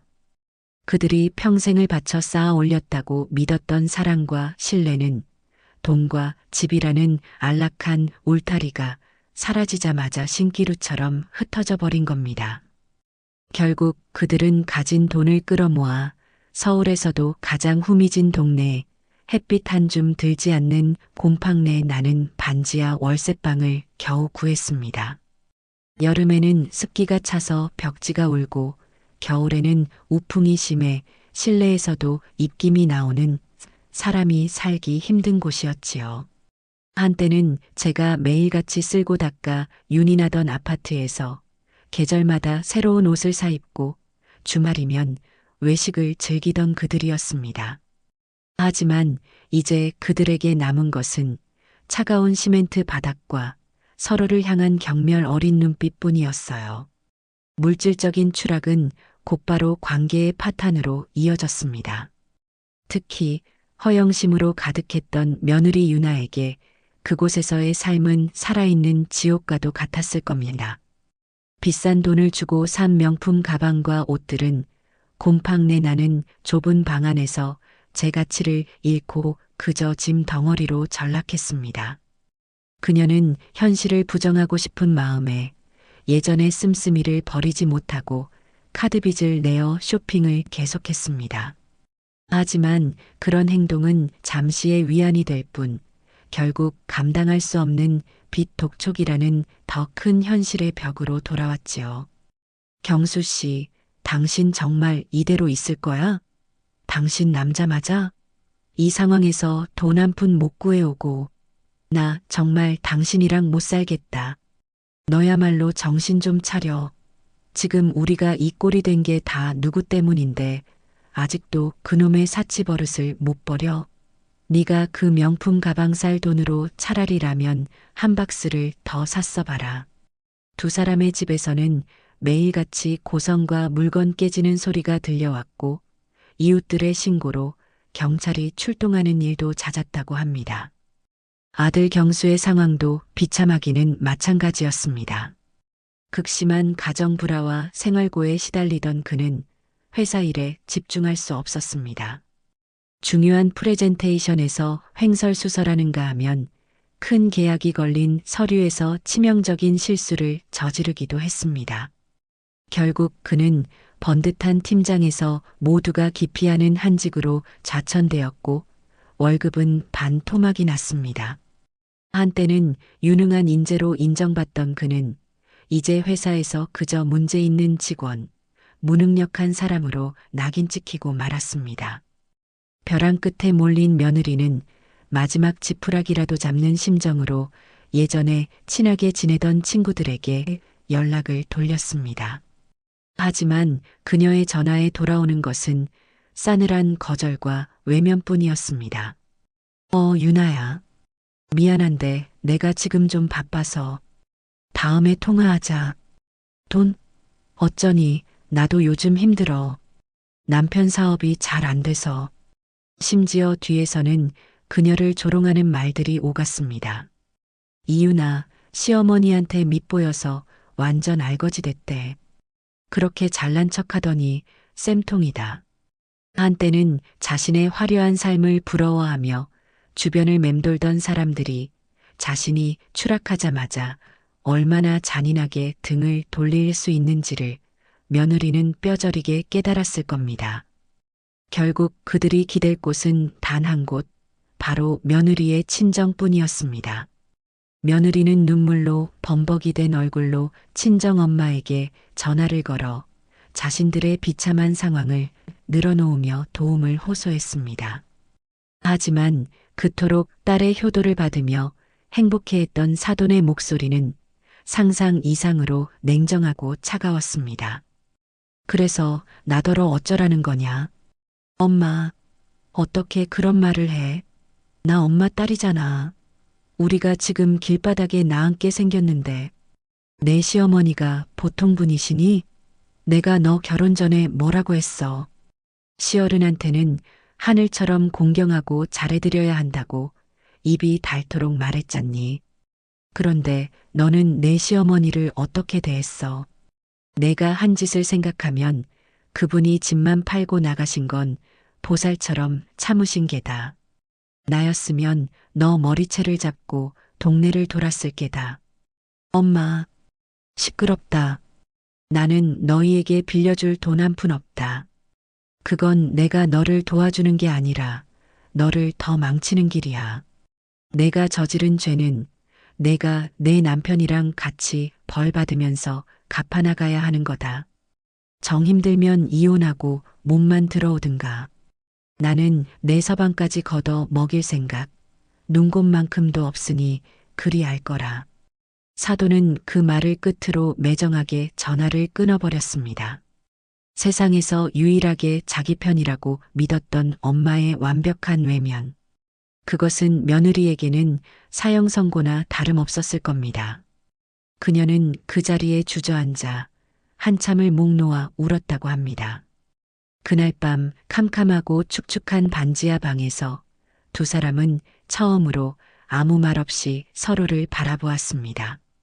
더 이상 싸울 기력도 원망할 대상도 남아있지 않았어요. 그들의 눈앞에는 오직 막막한 절벽만이 서 있을 뿐이었습니다. 바로 그때 잿더미처럼 변해버린 아들의 눈에 아주 희미한 불씨 하나가 살아났습니다. 어머니를 찾아야 한다. 어머니를 찾아 무릎 꿇고 용서를 빌어야 한다. 그것만이 우리가 살 수 있는 유일한 길이다. 그들은 다음 날부터 남은 자존심까지 모두 버리고 주변 사람들에게 수소문하여 제가 고향에서 오리백숙집을 열어 대성공을 거두었다는 사실을 알아냈습니다. 그 소식은 그들에게는 한 줄기 빛과 같은 희망이었을 겁니다. 그들은 마지막 남은 돈을 탈탈 털어 저를 찾아올 편도 버스표를 끊었습니다. 그 버스에 오르는 그들의 마음이 어땠을지는 굳이 보지 않아도 훤했습니다. 하지만 그들은 아직 모르고 있었지요. 자신들이 붙잡으려는 그 동아줄의 끝이 천국이 아니라 또 다른 지옥의 입구일 수도 있다는 사실을 말입니다. 성공이란 때로는 높은 담벼락을 쌓아 올리는 일과 같다는 것을 저는 하루하루 온몸으로 실감하며 살아가고 있었습니다. 제가 의도한 것은 아니었지만 옥잔의 오리백숙의 명성이 굳건해질수록 제 주변에는 보이지 않는 견고한 성벽이 함께 쌓여 올라갔어요. 그 성벽은 돈이나 권력으로 만든 것이 아니었습니다. 저를 진심으로 아끼고 존중해주는 새로운 이웃들, 즉 시장 상인들과 단골 손님들, 그리고 제 가게 직원들의 마음이 벽돌 한 장 한 장이 되어 저를 감싸주고 있었지요. 그래서 저는 아들 부부가 마침내 이 고향 땅에 나타났다는 소식을 들었을 때 아주 잠시 심장이 쿵 하고 내려앉았을 뿐 조금도 두렵지는 않았습니다. 오히려 올 것이 왔구나 하는 비장한 마음마저 들었어요. 하지만 그들의 집요함은 제 상상을 초월했습니다. 제가 가게 안에서 태연하게 그들을 외면하는 동안 그들은 읍내를 흡사 떠도는 유령처럼 배회하며 저를 만날 기회를 엿보았습니다. 그들의 행색은 그야말로 비참함 그 자체였어요. 서울에서 내려올 때 입었던 옷은 이미 때에 절어 누더기가 되어 있었고 며칠은 굶은 듯 두 뺨은 푹 꺼져 있었습니다. 작은 시골 마을에서 그들의 모습은 단연 눈에 띄는 구경거리이자 사람들의 입에 오르내리는 가십거리가 되기에 충분했지요. 어이구, 저기 저 사람들 좀 봐. 옥잔의 사장님 아들 내외라며? 멀쩡하게 생겨서는 쯧쯧. 그러게 말이야. 시어머니한테 얼마나 못되게 굴었으면 저렇게 잘나가는 어미를 두고도 빌어먹는 신세가 됐을까? 시장의 상인들은 그들을 대놓고 손가락질하며 수군거렸고 아이들은 그들을 피해 멀찍이 돌아갔습니다. 그 모든 소식은 매일같이 제 귀에 들어왔지만 저는 굳게 입을 닫고 제 일에만 몰두했습니다. 동정심은 사치였고 연민은 위험한 감정이라고 스스로에게 되뇌었어요. 저의 그런 의도적인 침묵을 먼저 깨고 행동에 나선 것은 다름 아닌 제 새로운 가족들이었습니다. 그날 오후 저는 가게 뒤편에서 단골인 박할머니와 함께 갓 쪄낸 쑥떡을 나눠 먹으며 잠시 숨을 돌리고 있었어요. 그때 친구 영희가 흥분한 얼굴로 가게 안으로 뛰어들어왔습니다.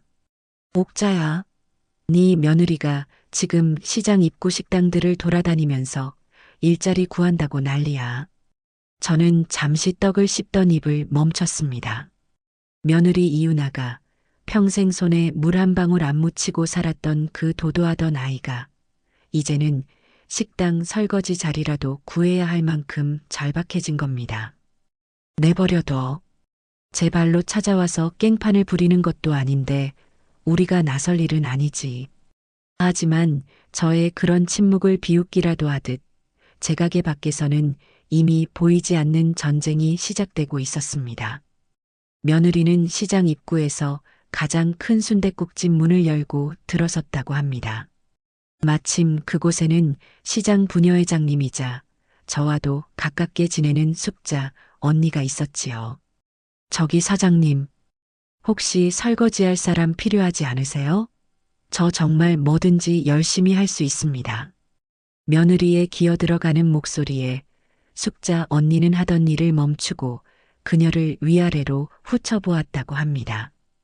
그리고는 아주 차가운 목소리로 말했어요. 아이고, 댁이 뉘신가 했더니 서울에서 오셨다는 그 귀한 며느님 아니셔? 우리 같은 누추한 식당에서 어떻게 일을 하시려고 그래? 그 고운 손 다 망가질 텐데 괜찮겠어? 숙자 언니의 비아냥에 며느리의 얼굴이 새빨갛게 달아올랐습니다. 아닙니다. 저 정말 괜찮습니다. 시켜만 주시면. 됐어. 우리는 시어머니한테 못되게 굴어서 집에서 쫓겨난 며느리는 안 써. 괜히 우리 가게 복 달아날라. 어서 나가봐요. 다른 손님들 장사 방해하지 말고. 숙자 언니의 일갈은 시작에 불과했습니다. 그 소문은 순식간에 시장 전체로 퍼져나갔고 며느리는 가는 곳마다 문전박대를 당하고 차가운 조롱과 경멸의 시선을 온몸으로 받아내야 했습니다. 한때는 남을 내려다보는 것에 익숙했던 그녀가 이제는 가장 낮은 곳에서 사람들의 발길에 채이는 신세가 된 거지요. 아들의 상황도 별반 다르지 않았습니다. 며칠 뒤 가게 앞으로 흙먼지를 뒤집어 쓴 낡은 승용차 한 대가 서더니 제 아들 경수가 내렸습니다. 그는 며칠 사이 해골처럼 더 수척해진 얼굴로 가게 안을 하염없이 들여다보고 있었어요. 차마 들어올 용기는 내지 못하고 그저 망부석처럼 서서 안절부절 못하는 모습이었습니다. 바로 그때 마침 가게에 들러 저와 이야기를 나누던 트럭 기사 김 반장님이 그 모습을 보고는 육중한 몸을 일으켜 밖으로 나갔습니다. 어이, 젊은 양반. 거기서 그렇게 기웃거리지 말고 할 말 있으면 사내답게 들어와서 하쇼. 김 반장님의 우렁찬 목소리에 경수는 화들짝 놀라며 어깨를 움츠렸습니다. 아, 아닙니다. 저 그냥 뭐, 내가 누군지 아죠? 이 가게 사장님하고는 의남매나 다름없는 사이요. 당신이 그 불효막심하다는 아들놈 맞지? 김 반장님의 직설적인 말에 경수의 얼굴이 하얗게 질렸습니다. 저 여기 사장님, 저희 어머니 좀 뵈러 왔습니다. 제가 아들입니다. 아들? 우리 사장님한테는 당신 같은 아들 없다고 내가 똑똑히 들었는데 어디서 약을 팔아? 김 반장님은 험상궂은 얼굴로 경수의 앞을 떡하니 가로막았습니다. 그뿐만이 아니었어요. 가게 안에서 그 모습을 지켜보던 다른 기사 아저씨들까지 어슬렁어슬렁 밖으로 나와 경수를 에워싸듯 둘러서며 위압적인 분위기를 만들었습니다. 평생 남 앞에서 큰 소리 한 번 못 치고 살아온 제 아들은 그 기세에 완전히 압도당해 버렸습니다.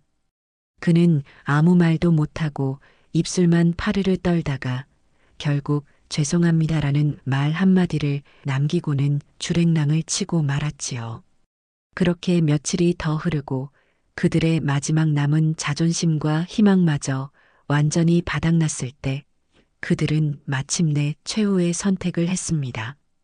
그날은 유난히 장사가 잘 되어 밤늦게까지 가게 정리를 하던 날이었습니다. 마지막 남은 직원들까지 모두 퇴근시키고 저 혼자 가게 앞 평상에 앉아 뻐근한 허리를 두드리며 밤하늘의 별을 보고 있었지요. 고요한 시장 골목 저편에서 두 개의 그림자가 비틀거리며 제게로 다가왔습니다. 더 이상 도망칠 곳도 숨을 곳도 없다는 것을 깨달은 제 아들과 며느리였습니다. 그들은 마치 사형장으로 끌려 나오는 죄인처럼 푹 숙인 고개와 천근만근처럼 무거운 걸음걸이로 제 앞에 와섰습니다. 그리고는 아무런 말도 없이 그 자리에 풀썩 무릎을 꿇었습니다. 낡고 해진 무릎이 차가운 아스팔트 바닥에 부딪히는 소리가 고요한 밤 공기 속에 유난히도 서늘하게 울렸어요. 어머니, 아들이 마침내 입을 열었습니다. 그의 목소리는 물기 하나 없이 바싹 말라 있었고 심하게 갈라져 있었습니다. 저희가 정말 잘못했습니다. 그 한마디를 내뱉고 아들은 더 이상 말을 잇지 못하고 땅바닥으로 눈물을 뚝뚝 떨구기 시작했습니다. 옆에 있던 며느리도 땅바닥만 내려다보며 소리 없이 어깨를 들썩였습니다. 저는 자리에서 일어나 그들의 비참한 모습을 차갑게 내려다보았습니다. 제 마음은 그 어떤 파문도 일지 않는 고요하고 깊은 호소와도 같았어요. 일어서라. 제 목소리는 저 자신도 놀랄 만큼 차갑고 단단했습니다. 사람들 보는 앞에서 이게 무슨 추태냐? 아닙니다, 어머니. 저희는 죄인입니다. 어머니께서 용서해 주실 때까지 저희는 여기서 한 발자국도 움직이지 않겠습니다. 아들의 고집에 저는 짧은 실소를 터뜨렸습니다. 용서? 너는 아직도 그 말을 입에 담을 자격이 있다고 생각하니? 너희가 내게 한 짓은 용서라는 단어로 덮을 수 있는 그런 가벼운 잘못이 아니다. 너희는 내 지난 세월 전부를 부정했고 내 존재 자체를 모욕했어. 그런데 이제 와서 너희가 살기 힘들어지니까 무릎 한 번 꿇고 눈물 몇 방울 흘리면 내가 모든 것을 잊고 너희를 받아줄 것 같았나? 제 날카로운 말에 두 사람은 고개를 더욱 깊이 숙였습니다. 저는 몸을 돌려 가게 안으로 들어가려 했습니다. 여기서 더 이상 저들의 값싼 연극에 어울려줄 마음은 없었어요. 바로 그때 제 등 뒤에서 며느리의 절박한 목소리가 제 발목을 붙잡았습니다.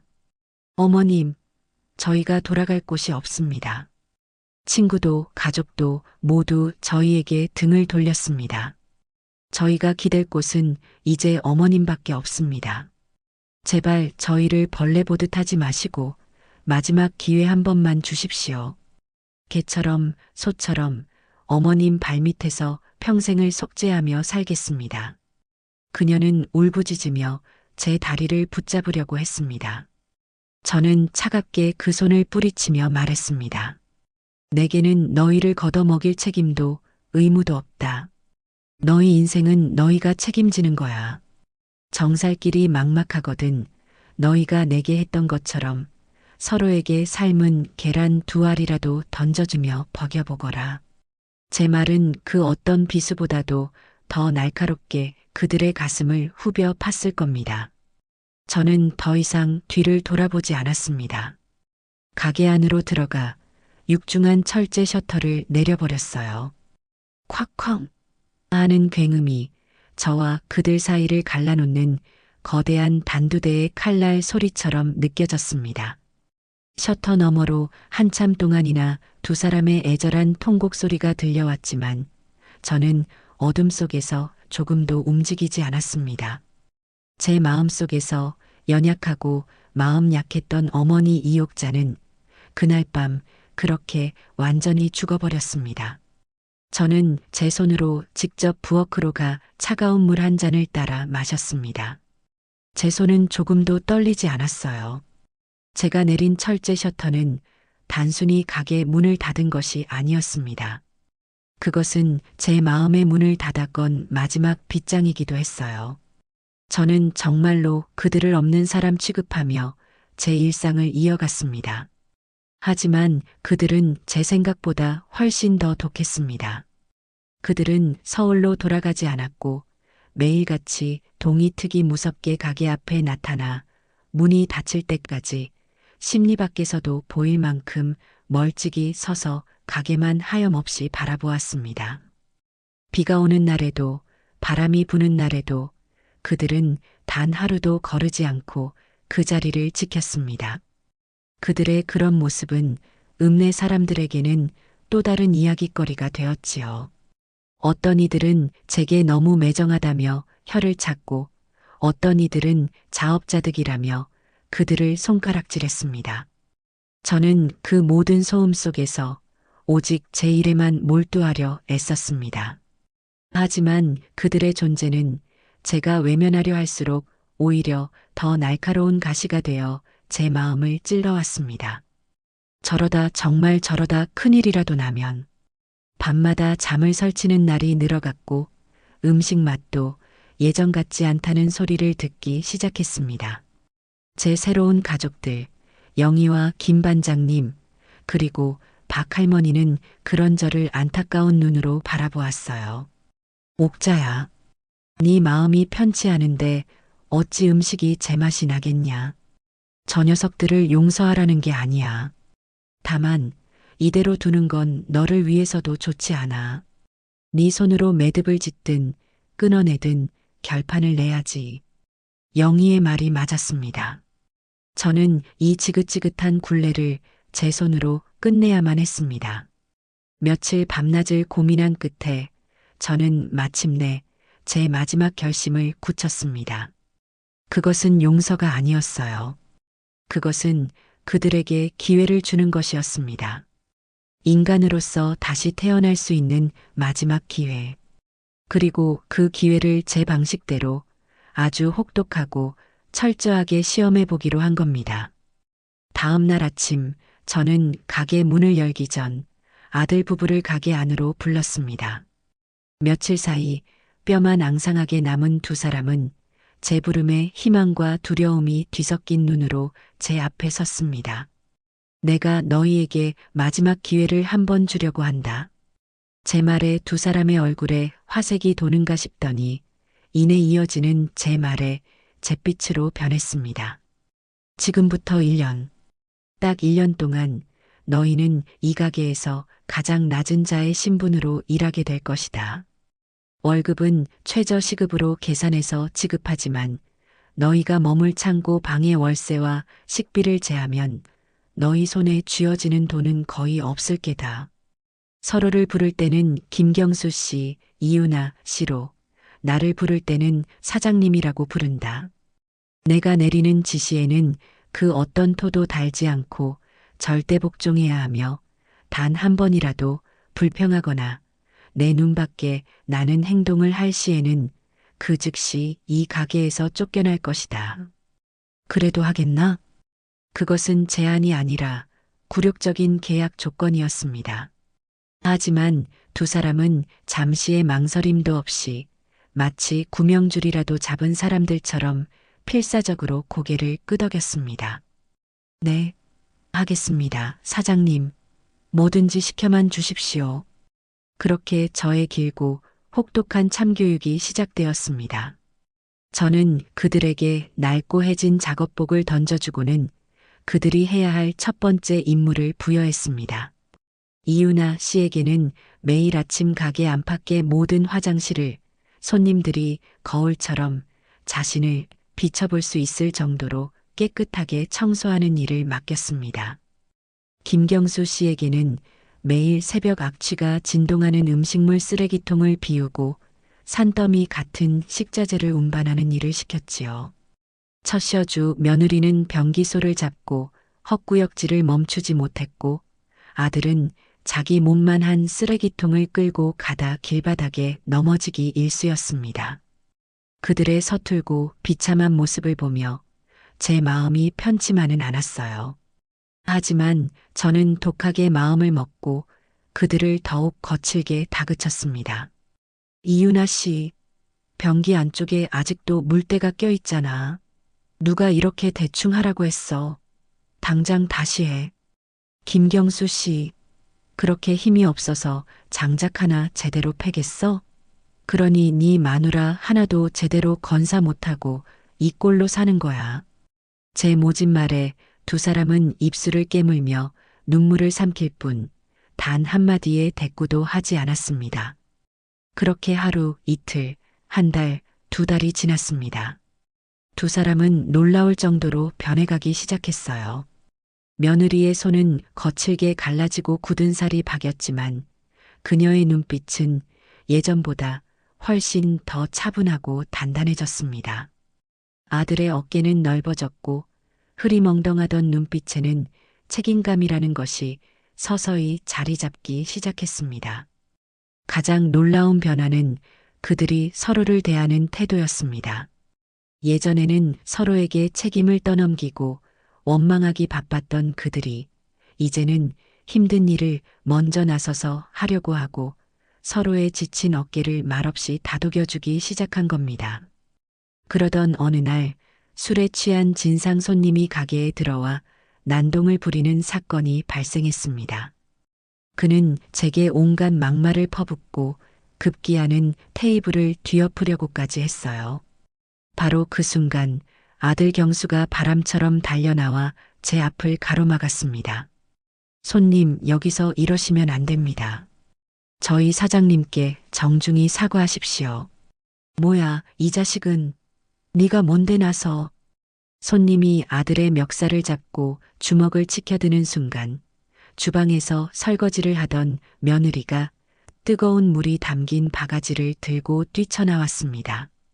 이 손 놓지 못해요. 한 번만 더 우리 사장님이나 내 남편한테 손대기만 해봐. 이 뜨거운 물을 그 얼굴에 다 부어버릴 테니. 그녀의 눈빛은 새끼를 지키려는 어미 호랑이처럼 살벌하고 매서웠습니다. 결국 그 손님은 두 사람의 기세에 눌려 꽁무니를 빼고 도망쳤습니다. 저는 제 앞에서 서로를 지키며 나란히 서 있는 아들과 며느리의 뒷모습을 아주 오랫동안 말없이 바라보았습니다. 가장 큰 변화는 비가 억수같이 쏟아지던 어느 늦가을 밤에 찾아왔습니다. 저는 며칠간 누적된 과로와 스트레스로 인해 그만 지독한 몸살 감기에 걸려 자리에 눕고 말았습니다. 열이 40도 가까이 오르고 온몸이 불덩이 같았어요. 제가 끙끙 앓는 소리를 듣고 두 사람이 제 방으로 달려왔습니다. 사장님, 정신 좀 차려보세요. 병원에 가셔야 합니다. 아들이 저를 업고 밖으로 나가려 했지만 저는 헛소리를 하며 병원에 가기를 거부했습니다. 바로 그때 며느리가 아들을 막아서며 말했습니다. 아니야, 경수 씨. 내가 옛날에 들었어.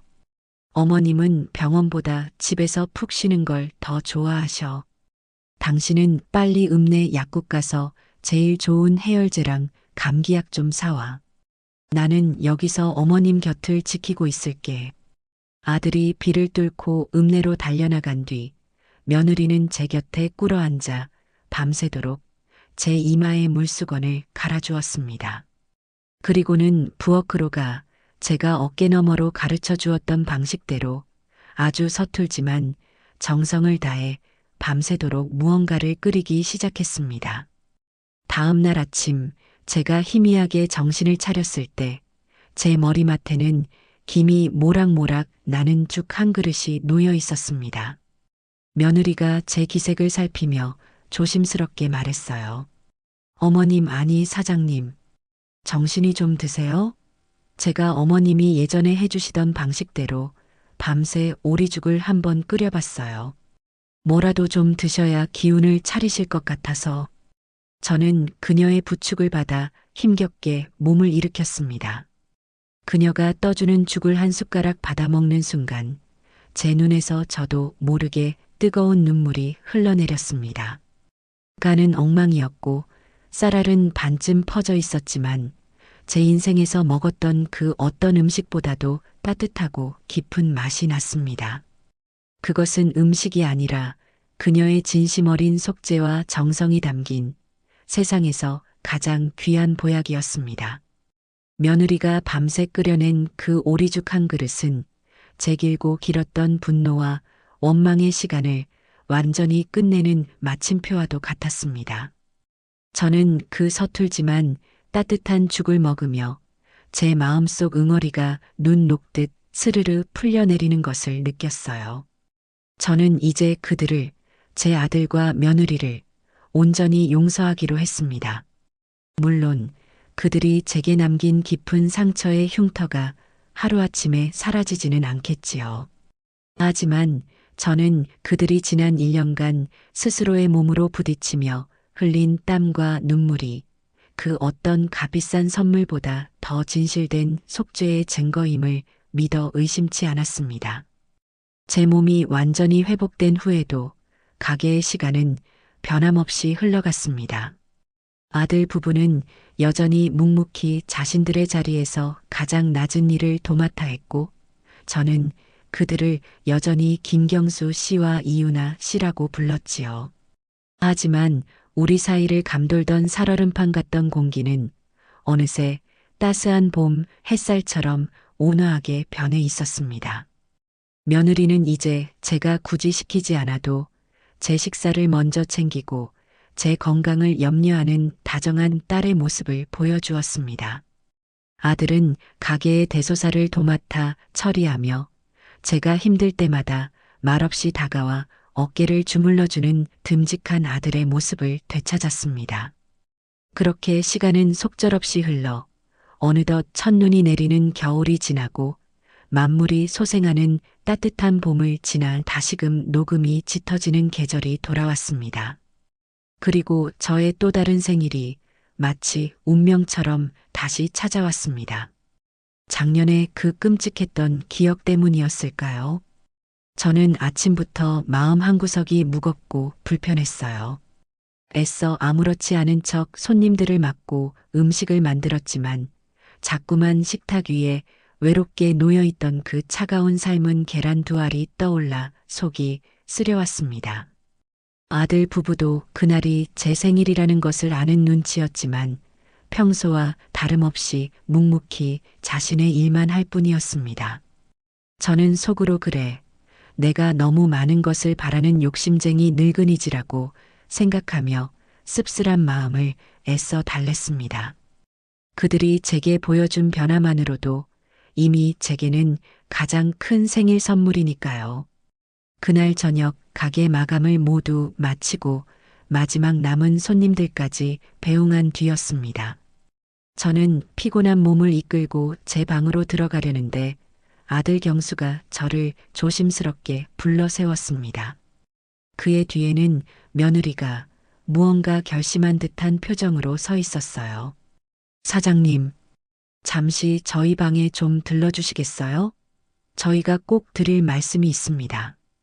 두 사람이 머무는 곳은 여전히 가게 뒤편의 낡고 비좁은 창고 방이었습니다. 저는 의아한 마음으로 그들을 따라 좁은 문을 통해 방 안으로 들어섰습니다. 그리고 그 순간 저는 숨을 멈췄습니다. 어둡고 칙칙하기만 하던 그 작은 방 한가운데 아주 작고 소박하지만 세상 그 어떤 화려한 진수성찬보다 더 눈부시고 따뜻해 보이는 생일상이 차려져 있었던 겁니다. 그들이 지난 1년간 받은 쥐꼬리만 한 월급을 푼푼히 모아 산 작은 고구마 케이크 하나와 며느리가 제 어깨너머로 배운 솜씨로 정성껏 묻혀낸 삼색나물, 그리고 아들이 몇 번의 실패 끝에 겨우 모양을 낸 잡채 한 접시, 그리고 그 가운데에는 김이 모락모락 피어오르는 뽀얀 미역국 한 그릇이 놓여 있었습니다. 그것이 전부였어요. 하지만 저는 그 소박한 밥상에 담긴 두 사람의 마음과 시간과 정성이 이 세상 그 어떤 값비싼 보물보다 더 귀하고 값지다는 것을 한눈에 알 수 있었습니다. 어머님, 생신 진심으로 축하드립니다. 아들과 며느리는 제 앞에 나란히 서서 바닥에 이마가 닿을 듯이 허리를 깊이 숙여 큰 절을 올렸습니다. 저는 황급히 그들을 일으켜 세우려 했지만 며느리는 고개를 들지 못한 채 바닥으로 뚝뚝 눈물을 떨구기 시작했습니다.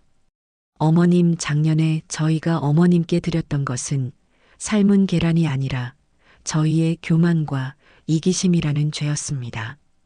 저희가 얼마나 어리석고 못된 자식들이었는지 이제야 뼈저리게 깨달았습니다. 평생을 갚아도 다 갚지 못할 큰 죄를 저희가 지었습니다. 정말 죄송합니다, 어머니. 며느리의 진심 어린 통곡에 제 눈시울도 걷잡을 수 없이 뜨거워졌습니다. 저는 말없이 며느리의 등을 토닥이며 제 어깨에 기대어 한참을 울도록 내버려 두었습니다. 아들도 조용히 다가와 제 손을 잡고 함께 눈물을 흘렸어요. 우리는 그렇게 한참 동안 서로를 부둥켜 안고 지난 세월의 아픔과 회한, 그리고 미안함과 고마움이 뒤섞인 눈물을 흘리고 또 흘렸습니다. 그날 밤 우리는 좁디 좁은 창고 방에 옹기종기 모여 앉아 함께 생일 케이크에 촛불을 끄고 함께 미역국을 나눠 먹었습니다.